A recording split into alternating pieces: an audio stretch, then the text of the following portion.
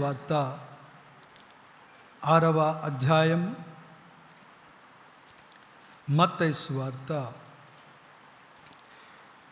6వ అధ్యాయం 33వ వచనం. కాబట్టి మీరు ఆయన రాజ్యమును నీతిని మొదట వెదుకుడి, అప్పుడు అవన్నీ మీకు అనుగ్రహింపబడును. రేపటిని గూర్చి చింతింపకుడి, రేపటి దినము దాని సంగతులను గూర్చి చింతించును. ఏనాటి కీడు ఆ నాటికి చాలును. ప్రార్థన చేసుకుందాం. మమ్మలను మిక్కిలిగా ప్రేమించిన మా ప్రియ పరలోకపు తండ్రి, మీ కొందనములు, స్తోత్రములు, స్తుతులు చెల్లిస్తూ ఉంటున్నాం. ప్రభువా, నీ వాక్యాన్ని విత్తనయింటుండగా మా అందరితో మీరు మాట్లాడమని ప్రార్థిస్తుంటున్నాం. వినే చెవులను, గ్రహించే హృదయమును, ఆచరణలో పెట్టే మనస్సును మాకు అనుగ్రహించమని ప్రార్థిస్తుంటున్నాం. అయోగ్యుని ప్రభువా, మీ సిలువ చాటును మరుగుపరుచుకొని బూరగా పనిముట్టుగా వాడుకోమని యేసు నామమున అడుగుచున్నాము తండ్రి, ఆమేన్. మత్తయి సువార్త మనము 31వ వచన భాగము నుంచి 34 వరకు చదివినటువంటి లేఖన భాగములో ప్రాధాన్యతలు కనబడుతూ ఉన్నాయి. ప్రాధాన్యత అనేది మనకి ఇక్కడ కనబడుతున్నది. దేవుని యొక్క ప్రాధాన్యతలు కనబడుతున్నాయి. మనిషి యొక్క ప్రాధాన్యత ఇక్కడ కనబడుతూ ఉంటున్నది. శారీరకంగా ఈ లోకములో మనము జీవిస్తున్నటువంటి సందర్భాలలో మనం అనేకమైనటువంటి వాటికి ప్రాధాన్యతలు మనము ఇస్తూ ఉంటాం. ఆ ప్రాధాన్యతలు ఇస్తున్నటువంటి సమయంలో టక్కుగా మనము ఎప్పుడు ఆ స్కూల్కి వెళ్ళాము, లేకపోతే మన ఫస్ట్ బర్త్డే కానీ, లేకపోతే మన అవగాహన వచ్చినటువంటి సందర్భములో జరిగినటువంటి బర్త్డేస్ కానీ, లేకపోతే కొందరి విషయాలలో వివాహ దినము కానీ, ఇంకా మనము చూసినట్లయితే పిల్లలు పుట్టినటువంటి దినము కానీ, చూడండి, ఇవన్నీ కూడా మనకి చాలా ఏ రీతిగా ఉంటాయి, గుర్తు ఉంటాయి. మొదటిది స్టార్టింగ్ అనేది చాలా ప్రాముఖ్యముగా మన యొక్క జీవితంలో ఉంటుంది. వాటి గురించి మనం ఎక్కువగా ఒక్కొక్కసారి మనం ఏం చేస్తుంటాం, ఆలోచిస్తూ ఉంటాం. దేవుని బిడ్డలారా, అదే రీతిగా విశ్వాసులంగా చూడండి, మన ప్రాధాన్యత, మనం ఎప్పుడు రక్షణ పొందుకున్నాం అని ఒకవేళ ప్రశ్న వేసుకుంటే కొంత సందిగ్ధంలోనికి పడతాం. బాప్తిజం తీసుకున్న డేట్ గుర్తుండొచ్చేమో కానీ ఎప్పుడు మనం రక్షణలోనికి వచ్చాము, ఏ రకముగా మనం రక్షణలోనికి వచ్చాము అనేది ఒకవేళ ప్రశ్న వేసుకుంటే అది కొంతగా మనకి కొందరికి గుర్తుంటుంది, కొందరికి గుర్తు అనేది ఉండదు. దేవుని బిడ్డలారా, విశ్వాసులంగా ఈ లోకములో ముందుకు సాగుతున్నటువంటి పరిస్థితులలో మనం ఎప్పుడు బహిరంగంగా ప్రార్థన చేయగలిగాం, ఎప్పుడు ప్రప్రథమముగా ప్రార్థన చేయగలిగాం, ఎప్పుడు స్వార్థను మనము ప్రకటింపగలిగాం, ఎప్పుడు క్రీస్తును గూర్చి మనం ఇతరులకు చెప్పగలిగి ఉంటున్నాం అనే విషయాలు మనము పరిశీలన చేసినట్లయితే వీటికంటే మనకెక్కువగా ప్రాధాన్యత వేటుకుంటుందండి ఇహలోకపరమైనటువంటి వాటి గురించే మనం ఎక్కువగా ప్రాధాన్యత ఇస్తూ ఉంటాం. కాబట్టి ఇక్కడ మనము చూసినట్లయితే ఇవన్నీ అనగా మన జీవితంలో ఇవన్నీ మనకు అవసరమే. కానీ వాటికన్నిటికంటే ప్రాముఖ్యమైనటువంటిది ఏమిటి అనగా మొదట వెదకుడి. దేవుని యొక్క ప్రాధాన్యత ఏమై ఉన్నది? ఇంకా మనము పరిశీలన చేసినట్లయితే చూడండి, శరీరము కంటే ఆత్మ చాలా ప్రాముఖ్యమై ఉంటున్నది. కానీ మన ప్రాముఖ్యత దేనికిస్తున్నాం? దృశ్యమైనటువంటి అనగా కంటికి కనబడుచున్నటువంటి వాటికంటే అదృశ్యమైనటువంటివి అనగా మన కంటికి కనబడినటువంటివి అదృశ్యమైనటువంటివి అవి ఏమై ఉన్నవి? నిత్యమై ఉన్నవి. కానీ మనము వాటికి ఎక్కువగా ఏమియ్యము? ప్రాధాన్యత ఇయ్యము. చూడండి, ప్రాధాన్యతలు ఇహలోకములో విశ్వాసులముగా మన ప్రాధాన్యత మనము దేనికి ఇస్తున్నాం? మన ప్రాధాన్యత దేని వైపు ఉంటున్నది? లోకము వైపు ఉంటున్నదా, లేక దేవుని వైపు మన యొక్క ప్రాధాన్యత ఉంటున్నదా? ఇంకా మనం ఈ రీతిగా చూచుకుంటూ ముందుకు సాగినట్లయితే ఆస్తిపాస్తుల కంటే జీవితము ఎంతో ప్రాముఖ్యమై ఉంటున్నదని లేఖన భాగము మనకి సెలవిస్తున్నది. ఒక మాట మనము చదువుకుందాం. లూకా సువార్త 15వ అధ్యాయము 21వ వచనము మనము చదువుకుందాం. లూకా సువార్త 12వ అధ్యాయము 21వ వచనము మనము చదువుకుందాం.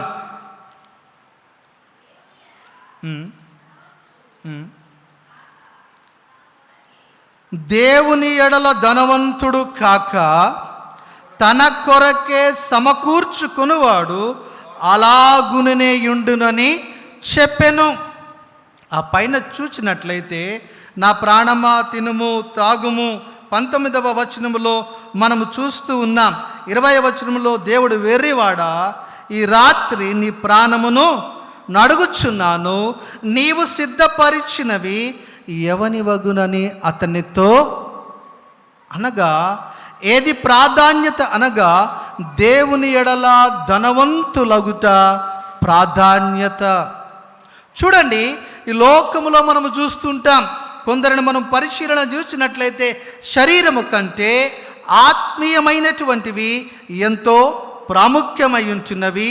అనగా కంటికి కనబడుచున్నటువంటి వాటికంటే అదృశ్యమైనటువంటివి, అవి నిత్యమైనటువంటివి ఉంటున్నవి, అవి ఎంతో ప్రాముఖ్యము. మూడవదిగా ఆస్తిపాస్తుల కంటే జీవితము అనగా విశ్వాస జీవితము ఎంతో ప్రాముఖ్యమై ఉంటున్నది. నైతిక బలము కంటే అనగా శారీరక బలము కంటే నైతిక బలము ఎంతో ప్రాముఖ్యమై ఉంటున్నది. కానీ దేవుని బిడలారా, మనమేమో ప్రథమము అయినటువంటి వాటిని ద్వితీయం అనగా 2వ తరగతిగా పెడతాం. 2వ తరగతిగా ఉన్నటువంటి వాటిని మనం ఏం చేస్తుంటాం? ప్రథమ స్థానములో మనము ఉంచుతాం. కాబట్టి మన జీవితాలలో, మన కుటుంబాలలో మనం ఏముండదండి? ఆశీర్వాదం అనేది ఉండదు. ప్రథమముగా మనము వేటిని ఉంచాలి? ద్వితీయముగా అనగా రెండవదిగా దేనిని మనము ఉంచాలి అనగా ఆత్మీయమైనటువంటి విషయాలలో, ఆత్మ సంబంధులలో, ఆత్మానుసారమైనటువంటి జీవితములో మనము ప్రథమముగా ముందుకు సాగవలసినటువంటి వారమై ఉంటున్నాం. కాబట్టి ఆ రీతిగా మనము ముందుకు సాగడము లేదు. కాబట్టి మన విశ్వాస జీవితము ఏ రీతిగా ఉంటుంది? తల క్రిందులుగా ఉంటున్నది. కాబట్టి చూడండి, అప్రధానమైనటువంటి వాటి విషయంలో మనం ఏం చేస్తుంటున్నాం? అధిక శ్రద్ధ కలిగి ప్రధానమైనటువంటివి, ముఖ్యమైనటువంటి వాటిని మనం ఏం చేస్తుంటున్నాం? విడిచిపెడుతూ ఉంటున్నాము. కాబట్టి మనం ఏం పొందలేకపోతున్నాం? దీవెనలు, ఆశీర్వాదములు, మార్పు చెందేటువంటి జీవితము, రూపాంతరపరచబడినటువంటి జీవితములో మనము ఎదగలేకపోతూ ఉన్నాం. అయితే ఈ మత్తయి సువార్తలో మొదటిగా ప్రథమముగా ప్రాధాన్యత ఏమై ఉన్నవో, దేవుని యొక్క ప్రాధాన్యత ఏమై ఉన్నదో మనము పరిశీలన చేద్దాం. మొదటిగా మనము పరిశీలన చేసినట్లయితే మత్తయి సువార్త 5వ అధ్యాయము 23-24 వచనాలు మనము చదువుకుందాం.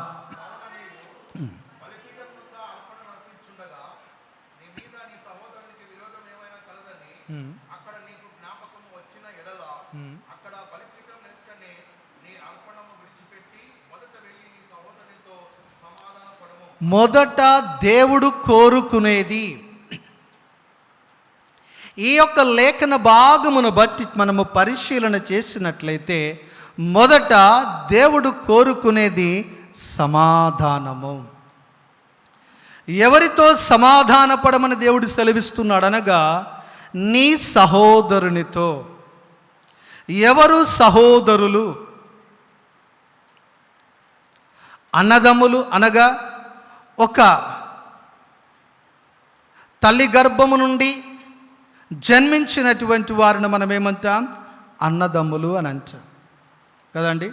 మరి సహోదరులు ఎవరు అని ఒకవేళ మనము పరిశీలన చేసినట్లయితే మనమందరము దేవుని యొక్క పిల్లలమై ఉన్నాం. మనమందరము క్రీస్తు యొక్క రక్తము చేత మనమేమయ్యాం?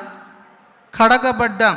అనగా ఇక్కడ ఉన్నటువంటి రక్షణ పొందిన ప్రతి ఒక్కరి కూడా క్రీస్తు యొక్క రక్తము చేత మనమేమయ్యాం? కడగబడి ఉన్నాం. కాబట్టి కడగబడిన మనమందరమును కూడా ఏమై ఉన్నామండి? సహోదరులమై ఉన్నాము, సహోదరీలమై ఉన్నాం. అయితే ఇక్కడ వాక్యము సెలవిస్తుంది, దేవుడు కోరుకుంటున్నటువంటిది, దేవుడు ప్రాధాన్యత ఇస్తున్నటువంటిది. ఇక్కడ చూచినట్లయితే దేవుడు నీ అర్పణను కాదు కోరుకునేది, దానికంటే విలువైనటువంటిది ఉన్నది. అది ఏమిటి అని అనగా మొదట నీ సహోదరునితో నువ్వేం చేయి? సమాధానపడు. సమాధాన పడకుండా నువ్వే కార్యములు చేసినా అవి వ్యర్థమేనండి. సమాధాన పడకుండా హృదయములో సమాధానము లేదు. సమాధానము లేకుండా ఒకవేళ ప్రార్థన చేస్తున్నట్లయితే, ఒకవేళ నీ యొక్క అర్పణ అర్పించినట్లయితే దేవుడు రుణస్థుడు కాదండి. దేవుడు రుణస్థుడు కానే కాదు. ఒకవేళ దేవుని విషయములో ఒకవేళ నువ్వు ఇచ్చినట్లయితే దేవుడు తిరిగి నీకేం చేస్తాడు? చెల్లిస్తాడు. కానీ ఆ చెల్లించిన అర్పణ మీద దేవుని యొక్క దీవెన ఉన్నదా లేదా? దేవుని బిడ్డలారా, ఇక్కడ మనము చూచినట్లయితే, కావున నీవు బలిపీఠము నొద్ద అర్పణమును అర్పించుచుండగా, అర్పణమును ఏ రీతిగా అర్పిస్తాం? మనం వస్తురూపముగా మనం అర్పణమును అర్పించవచ్చు. కృతజ్ఞతాస్తుతులు చెల్లిస్తూ అనగా జిహ్వా ఫలముతో, నాలుకతో దేవునిని స్తుతిస్తూ మనం ఏం చేయొచ్చు? అర్పణను దేవునికి మనము అర్పించవచ్చు. అయితే ఈ రీతిగా అర్పిస్తున్నటువంటి సందర్భములలో మనుష్యులు పైరూపమును చూడవచ్చు. మనుష్యులు నీ యొక్క వేషధారణకు, నీ యొక్క మాటకు ఒకవేళ అమ్మో అయ్యో అని ఒకవేళ మంచివారు అని ఒకవేళ కితాబు ఇవ్వచ్చేమో, కానీ హృదయాన్ని పరిశీలన చేసేది ఎవరై ఉన్నారు? దేవుడై ఉన్నాడు. అట్టి మనస్సుతో, అట్టి ఉద్దేశముతో అర్పణను ఒకవేళ అర్పిస్తున్నట్లయితే వాక్యము సెలవిస్తున్నది, మొదటగా నీ సహోదరునితో అనగా రక్షణ పొందినటువంటి నీ సహోదరునితో ఏమైనా విరోధమున్నట్లయితే, ఈర్ష్య ఉన్నట్లయితే, కక్ష ఉన్నట్లయితే, పగ ఉన్నట్లయితే, ద్వేషం ఉన్నట్లయితే మొదటగా వాక్యం ఏం సెలవిస్తుందండి? ఆజ్ఞ అండి. ఇది ఏమై ఉన్నది? ఆజ్ఞ. ఆజ్ఞాతిక్రమమే పాపము. దేవుని బిడ్డలారా, దేవుని యొక్క ప్రాధాన్యత, దేవుడు మొదట కోరుకునేది హృదయ శుద్ధి. ఒకవేళ విరోధం ఉంటే దేవుని బిడ్డలారా, ఒకవేళ మనము ఆ రీతిగా విఫలమైతే అనగా సమాధాన పడడములో ఒకవేళ సమాధాన పడితే మనం ఏం పొందుకుంటాం? ఆశీర్వాదాలు, విడుదలకు మార్గము. ప్రభువా నువ్వు నన్ను ఆశీర్వదించు, ప్రభువా నువ్వు నన్ను దీవించు, ప్రార్థన చేస్తున్నాం కరెక్టే. దేవుడు అంటున్నాడు మొదటగా నువ్వేం చేయి, సమాధానపడు. ఆ సమాధాన పడకుండా ఎంత ప్రార్థన చేసినా అర్థం చేసుకోండి, ఆ ప్రార్థన దేవుడు అంగీకరిస్తాడా లేదా? మొదట నీ సహోదరునితో నువ్వేం చేయాలా, సమాధానపడుము. యోహాను రాసినటువంటి మొదటి పత్రిక 3వ అధ్యాయము 14-15 వచనాలు మనం చదువుకుందాం.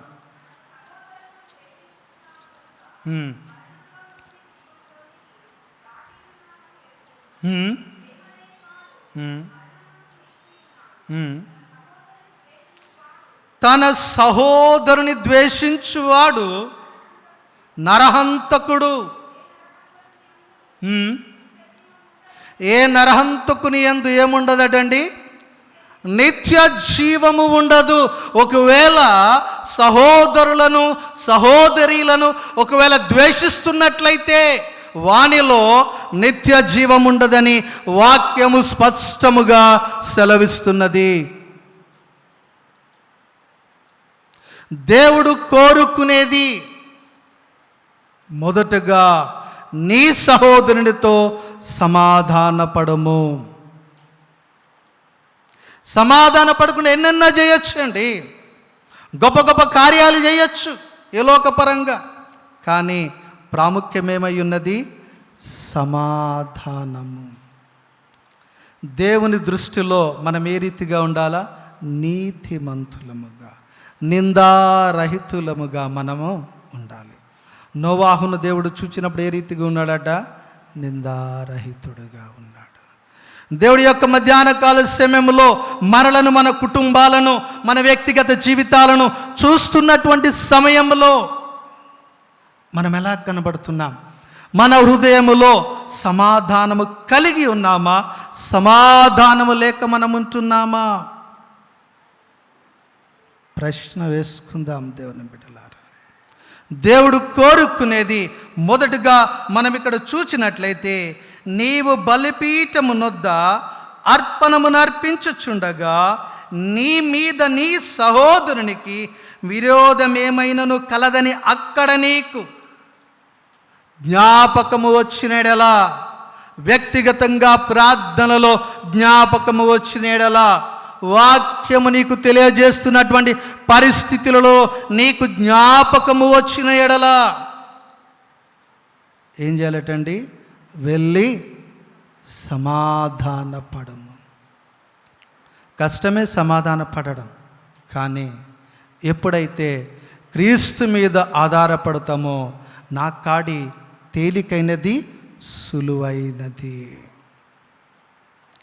దేవుని బిడ్డలారా, మన విశ్వాస జీవితములో వేటికి మనము మొదట ప్రాధాన్యత ఇవ్వాలో వాటికి ఇవ్వలేకపోతున్నాము. కాబట్టి మన విశ్వాస జీవితములో ఆశీర్వాద మార్గములు ఏమవుతున్నాయి, మూయబడుతూ ఉన్నవి.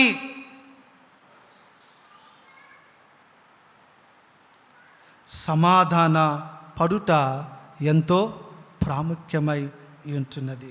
దేవుని బిడ్డలారా, ఎప్పుడైతే ఈ రీతిగా సమాధాన పడడంలో మనం విఫలమవుతామో, ఆయనను ఆరాధించడంలో కానివ్వండి, విశ్వాసముగా ముందుకు సాగడంలో కానివ్వండి, మనం ఏమైపోతాం, శక్తిహీనులము అవుతూ ఉంటాం. దేవుని యొక్క బిడ్డలారా, తన సాటి విశ్వాసితో అనగా తన సహోదరునితో బుద్ధిపూర్వకంగా సయోధ్యగా అనగా సమాధానముగా ఉండనటువంటి క్రైస్తవులు ఏ రీతిగాను దేవునితో సమాధానముగా ఉండలేరండి. నీ ముందు ఉన్నటువంటి నీ సహోదరునే మనము ప్రేమించలేనప్పుడు దేవుణ్ణి మరే రీతిగా ప్రేమించగలము? దేవుడు కోరుకుంటున్నటువంటిది మొదట ఏం చేయాలటండి, మొదట వెళ్ళి నీ సహోదరునితో సమాధాన పడము. మత్తయి సువార్త 18వ అధ్యాయంలో శిష్యులు ఒక మాట అడుగుతున్నారు ప్రభువారితో. ఆ మాటను మనం చదువుకుందాం. 18వ అధ్యాయము మత్తయి సువార్త 15 నుంచి చదువుదామమ్మ. దయచేసి ఎవరన్నా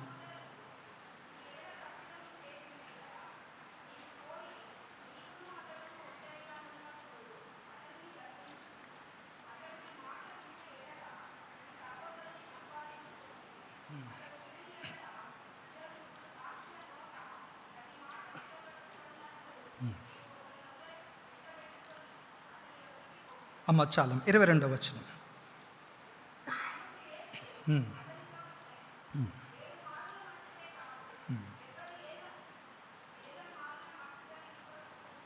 చాలండి. అయితే అక్కడ పేతురు గారు ఒక మాట అడుగుతున్నారు. ప్రభువా, మంచిదే, క్షమించమని చెప్పుతున్నావు, నా సహోదరుడు నా ఎడల తప్పిదం చేస్తే ఎన్నిసార్లు? ఒకసారా కదండి, ఎన్నిసార్లు అని అక్కడ పేతురు గారు ఎవరిని అడుగుతున్నారు? ప్రభువారిని అడుగుతున్నారు. అయితే ప్రభువారు సెలవిస్తున్నటువంటి మాట, అందుకు యేసు అతనితో ఇట్లనను, 7 మారుల మట్టికే కాదు, ఎన్నిసార్లు అటండి? 70 ఏళ్ల మారుల మట్టుకని నీతో చెప్పుచున్నాను. ఇంగ్లీష్లో చూస్తే 70 times 7 అని మనకు అక్కడ కనబడుతూ ఉంటున్నది. అనగా అక్కడ ప్రాముఖ్యం అన్నిసార్లు అని కాదు, కానీ ప్రతిసారి మనం ఏం చేస్తూ ఉండాలా? క్షమించువారమై ఉండాలి. కాబట్టి దేవుని యొక్క బిడ్డలారా, చూడండి, క్షమాపణ లేదు మనలో.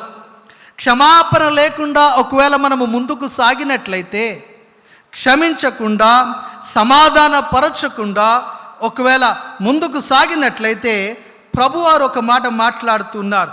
చూడండి, మార్కు సువార్త 10వ అధ్యాయము 21వ వచనాన్ని మనం చదువుకుందాం.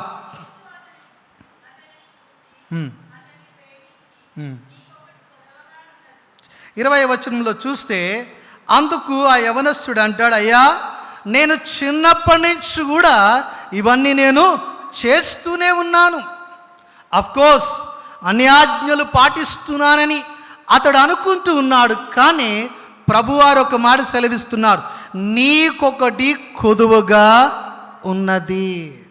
మన విశ్వాస జీవితములో క్షమాపణ, సమాధానము అనేది ఒకవేళ కొదువుగా ఉన్నట్లయితే, దేవుడు ఏం కోరుకుంటున్నాడు? 100% కోరుకుంటున్నాడు. 99% దేవుడు కోరుకుంటలేదు. మనుషులోకే ఒకటే కదా, పర్వాలేదులే, నడుస్తుంటుంది, చేస్తూ ఉంటారు. మనుషులు కాకపోతే ఎవరు చేస్తారు తప్పులు అని సరి చేసుకుంటూ ఏదో ప్రోత్సాహపరచొచ్చేమో. కానీ దేవుడు మాత్రము ఖచ్చితమైనటువంటి దేవుడు, క్రమము కలిగినటువంటి దేవుడు, పరిపూర్ణుడైనటువంటి దేవుడు. మన నుంచి ఆశించేది పరిపూర్ణత. కాబట్టి నీకొక్కటి కొదువుగా ఉన్నది. అలాగూ అదేం చేయాలా? అమ్మి నన్ను వెంబడించు. దేవుని బిడ్డ, దేవుడు కోరుకుంటున్నటువంటిది ఈ ప్రథమమైనటువంటి వాటిలో సమాధాన పడడం, క్షమాపణ ఒకవేళ కొదువుగా ఉన్నట్లయితే విశ్వాసములో ముందుకు మనము సాగగలమా, జీవించగలమా? ప్రశ్న వేసుకుందాం దేవుని బిడ్డలారా. 2వ ప్రాధాన్యతను మనము పరిశీలన చేద్దాం. మత్తయి సువార్త 6వ అధ్యాయము 33వ వచనాన్ని మనము చదువుకున్నాం. ఇక్కడ చూసినట్లయితే మొదట దేన్ని వెతకాలటండి? మనము ఆయన రాజ్యమును, ఆయన నీతిని మనం ఏం చేయాలట? మొదటగా మనము వెతకవలసినటువంటి వారమై ఉన్నాము. ఆయన రాజ్యము ఏది కాదట? మనము వాక్యములు చూసినట్లయితే అనేకములు మనకి కనబడుతున్నది. రోమీలకు రాసిన పత్రిక 14వ అధ్యాయము 17వ వచన భాగమును మనము చదువుకుందాం.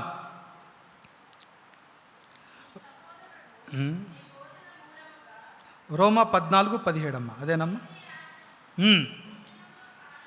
దేవుని రాజ్యము భోజనమును పానమును కాదు గాని నీతియును సమాధానమును పరిశుద్ధాత్మయందలి ఆనందమునై ఉన్నది.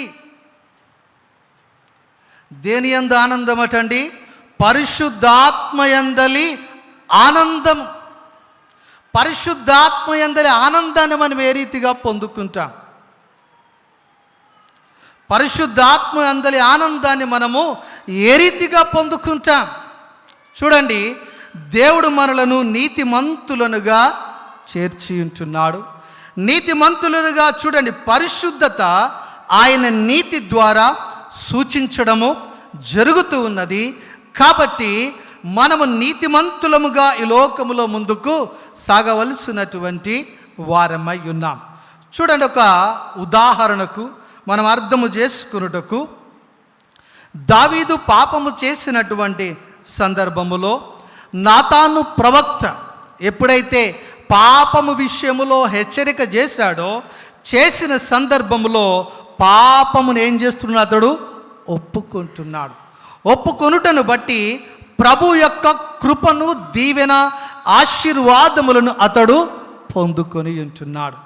దేవుని యొక్క బిడ్డలారా, వాక్యాన్ని మనం వింటున్నాం, వాక్యాన్ని మనం చదువుతున్నాం, వాక్యాన్ని మనం గ్రహిస్తున్నాం, వాక్యాన్ని మనం అర్థం చేసుకుంటున్నాం. అర్థం చేసుకుంటున్నటువంటి పరిస్థితులలో మన మైండ్లో స్టోరేజ్ అయినటువంటి ఈ యొక్క వాక్యాన్ని పరిశుద్ధాత్మ దేవుడు మనతో సూటిగా మాట్లాడుతూ ఉంటాడు.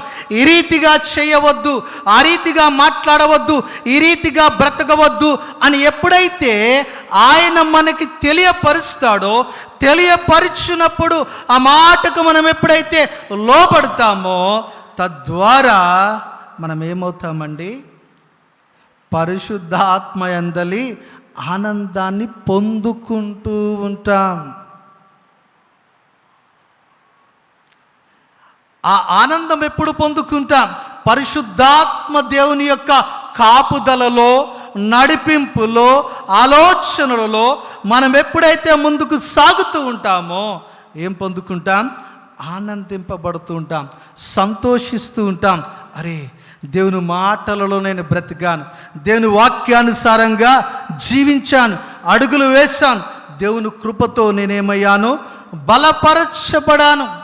ఒక అడుగు కాదండి, దినదినము ఈ రీతిగా మనము ముందుకు సాగవలసినటువంటి వారమై ఉన్నాము. కాబట్టి దేవుని యొక్క రాజ్యము మాటలతో కాదు కానీ దేవుని యొక్క శక్తితో కూడినటువంటిదై అని లేఖన భాగము మనకి సెలవిస్తూ ఉన్నది. ఇంకొక వచనాన్ని మనం చదువుకుందాం. కొరింథీయులకు రాసినటువంటి మొదటి పత్రిక 6వ అధ్యాయము 9, 10, 11 వచనాలు మనము చదువుకుందాం. అన్యాయస్తులు అనగా అన్యాయమైనటువంటి జీవితము జీవిస్తూ అన్యాయముగా బ్రతుకుతున్నట్లయితే వారెక్కడ లేరండి? కారు అని వాక్యం చెప్తుంది, నా మాటలు కాదండి. ఇంకా ముందుకు సాగుదాం. విగ్రహారాధికులైనను, వ్యభిచారులైనను,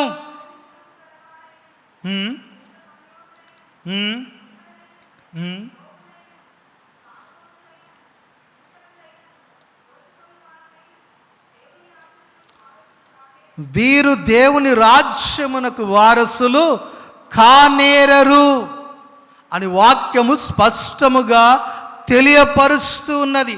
ఒకవేళ ఇక్కడ చదివినటువంటి గుణాలు కానీ, లక్షణాలు కానీ, ఆలోచనలు ఒకవేళ మనలో ఉన్నట్లయితే మనము పరిశీలన చేసుకోవాలి. మనము దేవుని రాజ్యములో ఉన్నట్ట, దేవుని రాజ్యములో లేనట్ట. దేవుని బిడ్డలారా, కింద వచనము చూసినట్లయితే ఆ రీతిగా ఉన్నటువంటి మనము ఏమయ్యాం? పిలవబడ్డాం, విసర్జించాం. విసర్జించి నీతిమంతులముగా ముందుకు మనం ఏం చేస్తున్నాం? కొనసాగుతూ ఉంటున్నాం. పరిశుద్ధపరచబడిన వారే నీతిమంతులుగా తీర్చబడి ఉంటున్నాం. అయితే ఈ రీతిగా తీర్చబడినటువంటి మన విశ్వాస జీవితంలో మొదటిగా దేవుని రాజ్యమును, ఆయన నీతిని మనము వెతుకుతున్నామా? ప్రప్రథమమైనటువంటిది ఆ పైన మనం చూస్తాం, ఏమి తిందుమా, ఏమి తాగుదుమా, ఏమి ధరించుకుదుమా, అవన్నీ కూడా ఇహలోకపరమైనటువంటివి, ఐహికమైనటువంటి విచారములవన్నీ కూడా. కానీ వాటికి ద్వితీయ శ్రేణి అనగా రెండవదిగా చూస్తూ మొదటిగా మనము దేనిని వెతకాలట? దేవుని రాజ్యమును, దేవుని యొక్క నీతిని మనము వెదకవలసినటువంటి వారమై ఉన్నాం. అయితే దేవుని యొక్క రాజ్యములో చేర్చబడినటువంటి మనము, రక్షించబడి దేవునితో మనం నడుస్తున్నామా? విశ్వాసులంగా సాగుతున్నటువంటి మనము ఆ యొక్క పిలుపును మనం నిర్లక్ష్యం చేస్తున్నామా? లేకపోతే దేవుడు ఇచ్చినటువంటి వాగ్దానములను మనము స్వతంత్రించుకుంటున్నామా లేదా? దేవుని యొక్క ప్రాధాన్యత మొదటిది ఏమై ఉన్నదండి? దేవుని యొక్క రాజ్యము, నీతిని వెదకండి, ఆటోమేటిక్గా ఇవన్నీ కూడా మీకు అనుగ్రహింపబడును అని వాక్యము మనకి సెలవిస్తున్నది. అయితే దేవుని బిడ్డలారా, మనము వేటిని వెతుకుతూ ఉన్నాం? మూడవదిగా మనము పరిశీలన చేద్దాం. మత్తయి సువార్త 7వ అధ్యాయము 3 నుంచి 5 వచనాలు మనం చదువుకుందాం.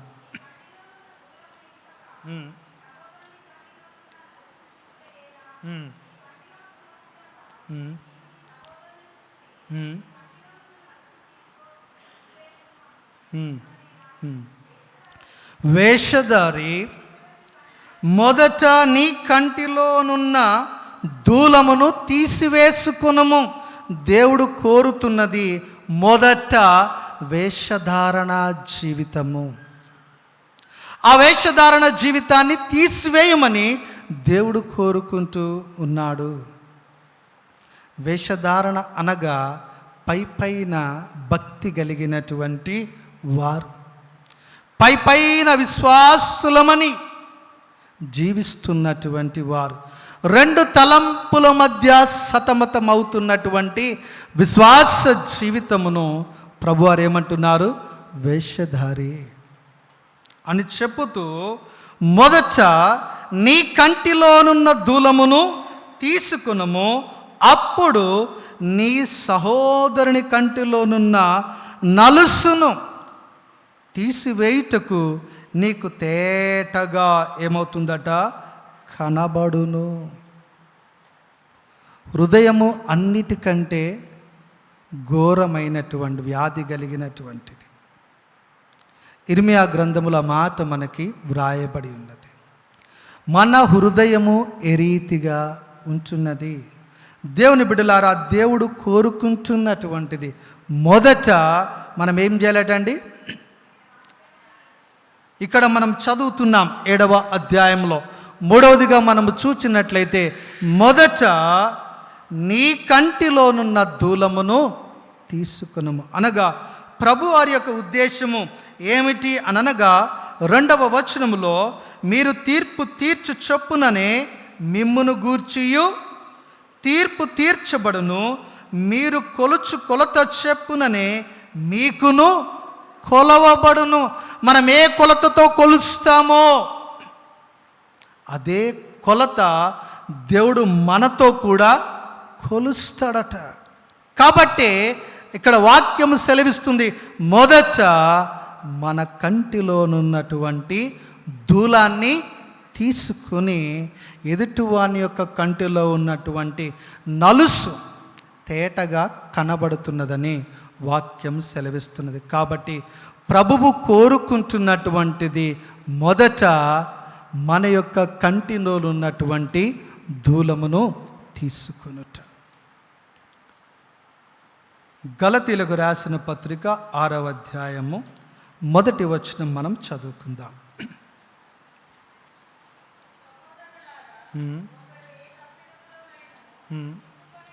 సహోదరులారా, ఒకడు ఏ తప్పితములోనైనను చిక్కుకుని ఎడల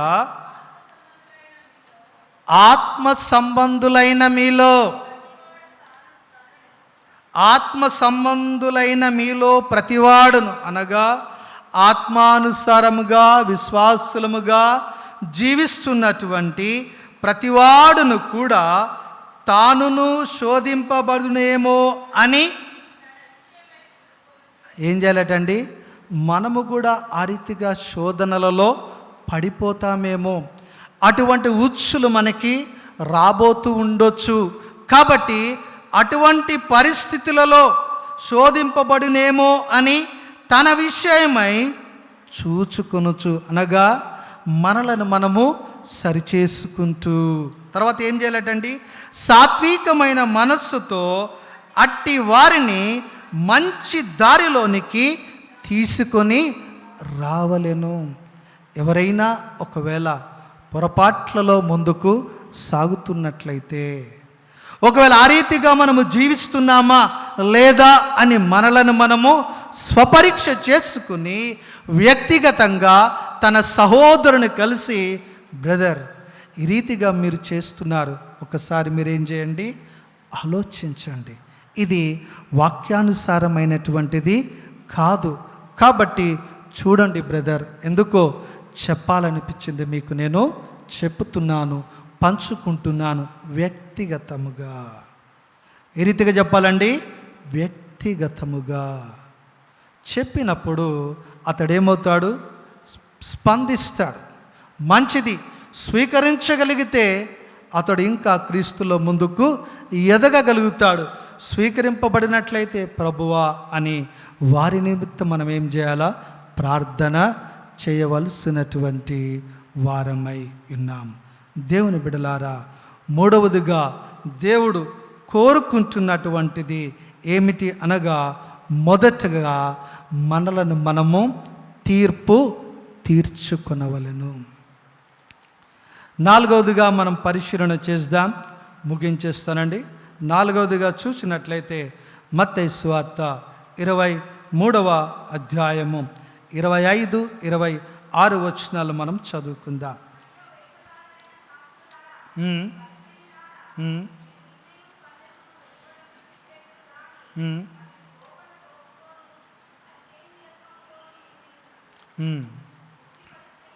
చాలమ్మా. ఇక్కడ మనము చూచినట్లయితే 25, 26 వచనాలు మనము చూచినట్లయితే ఏ రీతి దడ్డ? అయ్యో వేషధారులైన శాస్త్రులారా, పరిసయ్యులారా, మీరు గిన్నెయు పల్లెమును వెలుపట శుద్ధి చేయుదురు గాని అవి లోపల దోపుతోనూ అజితేంద్రియముతోనూ నిండి ఉన్నది.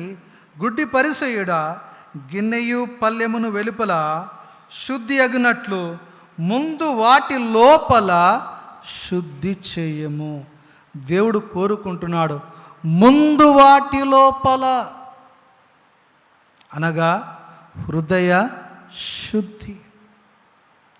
దేవుడు కోరుకుంటున్నటువంటిది హృదయ శుద్ధి. హృదయ శుద్ధి గలవారు వారేం చేశారటండి? దేవునిని చూచెదరు అని వాక్యము సెలవిస్తున్నది. మనిషిని ఏది అపవిత్రపరుస్తున్నది అనగా హృదయములో నుంచి వస్తున్నటువంటివే. ఆ మాట మనకి మార్కు సువార్త 7వ అధ్యాయము 20, 23 వచనాలు మనం చదివినట్లయితే అక్కడ వాక్యము మనకి సెలవిస్తున్నది. 7వ అధ్యాయం 20వ వచనములో మనుష్యుని లోపల నుండి బయలు వెళ్ళున్నది మనుష్యుని అపవిత్రపరచును. కాబట్టి మొదట లోపలిది, మన హృదయము శుద్ధిగా ఉండాలి. దేవుడు కోరుకుంటున్నటువంటిది హృదయ శుద్ధి. హృదయ శుద్ధి కలగకుండా, సహోదరుని క్షమించకుండా, దేవుని రాజ్యాన్ని, దేవుని యొక్క నీతిని వెదకకుండా, సమాధాన పడకుండా ఒకవేళ మనము ముందుకు సాగినట్లయితే ఆశీర్వాదాలు మనం పొందుకోలేము. ఆ రీతిగా ప్రార్థన చేసినట్లయితే ఆ ప్రార్థన దేవుడు అంగీకరిస్తాడా? ఆ రీతిగా వెళుతున్నటువంటి విశ్వాస జీవితము దేవుడు సంతోషిస్తాడా? పరీక్షించుకుందాం. మొదట మనము వేటికి ప్రాధాన్యత ఇస్తున్నాం? దేవునికి ఆజ్ఞలక, దేవుని యొక్క రాజ్యానిక, లేక మన యొక్క చిత్తానుసారమైనటువంటి వాటిగా పరీక్షించుకుందాం. దేవుడు కోరుతున్నటువంటి వాటి గురించి ప్రయాసపడదాం. ఆశీర్వాదాలు పొందుకుందాం. నిత్యరాజ్యములో సదా ఆయనతో కలిసి మనము జీవిస్తాం. అట్టి కృపను దేవుడు మనకు అనుగ్రహించును గాక. ప్రార్థన చేసుకుందాం.